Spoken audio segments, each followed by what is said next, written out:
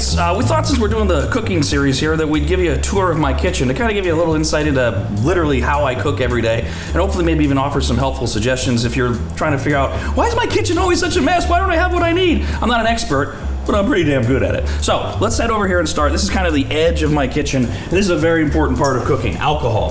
Now this is just one of my favorite areas in the house. This is one of my 2 wine refrigerators, not really wine coolers. They keep the wines that I have collected at a 58 degrees, which is the perfect temperature, mainly red wines. Each of these refrigerators, depending on how you stack them, holds about 500 bottles of wine, and I've got a whole bunch of other wines stacked up in other corners of the house because I'm an alcoholic. But it's very important to have all goods of wine. And remember, drink wines you love. Don't worry about matching wines with certain foods. You can drink red wine with fish. That's just fine. And tell anybody that says you can't to go blank themselves. So I have 2 of these, as I mentioned, and I do want to show you we have a problem here at Williams Manor. The supply is getting a little low in this one.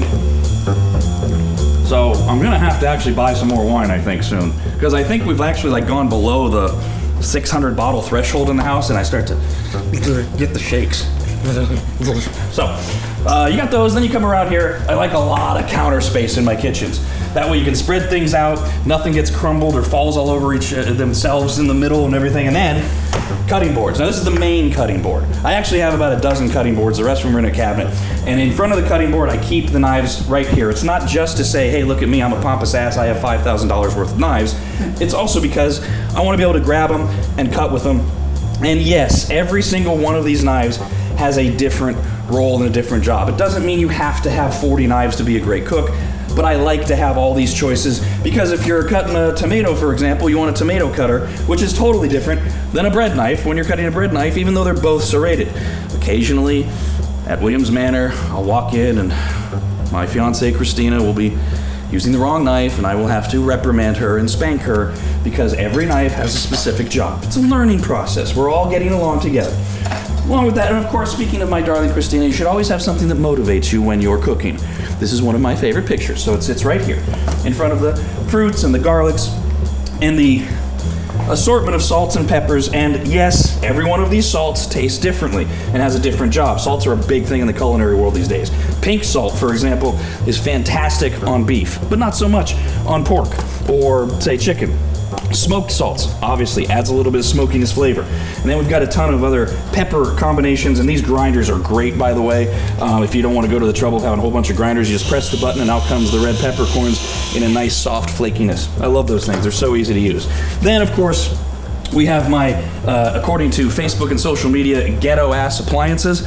And thank you, by the way, for that recommendation. Christina and I are currently looking at a $50,000 kitchen renovation because you said we should. So thanks for letting us know. Of course, pots and pans and everything, I've got more than most human beings should have because I can, and I just keep them throughout all of these cabinets. Probably about half of the cabinets of the kitchen are covered with pots and pans. And every great kitchen has to have a ghetto microwave and a horribly outdated, awful, terrible, according to Facebook, oven. Oh my God. Rob only has one oven. He must not be a 1%er. This is it. This is the proof. I'm lying. It's awful here. I'm living a lie. Frank Sinatra, well-known cook. Then we have the pantry. Now look, pantries aren't very exciting. I know that. But watch this. Light comes on. Didn't touch anything. Did you see? Did you see? Now look, I know pantries aren't exciting, but they're important to cooking. And I didn't even bother to clean the pantry before doing this video because we actually live here.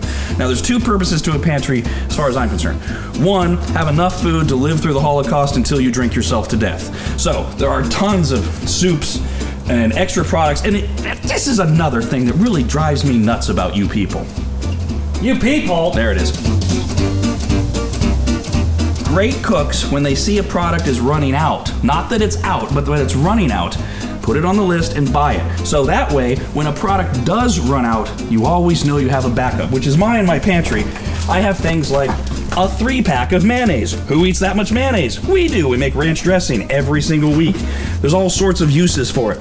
There's always extras in here, and that's what you need a good big pantry for.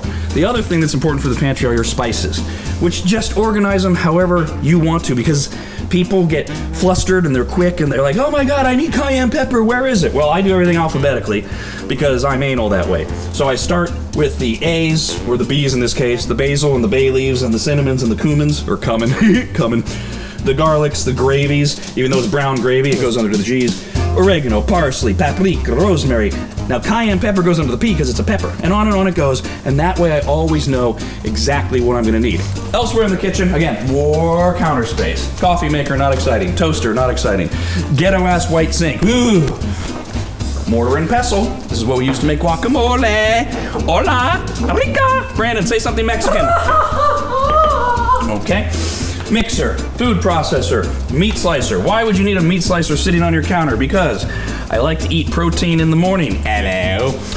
And so what I do is every weekend I make my own roast beef, and then I slice it every Sunday, and I bring roast beef in, and that's what I'm eating while I'm entertaining you every morning.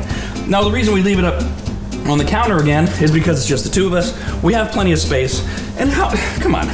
I'm a weak-old man. I don't want to be lifting this every time I need it. And since we have the space, we just leave it sitting out. And then we have our junk area that nobody needs to see. So that's the tour of my kitchen. I hope this was educational, if not entertaining. And if it wasn't, sorry.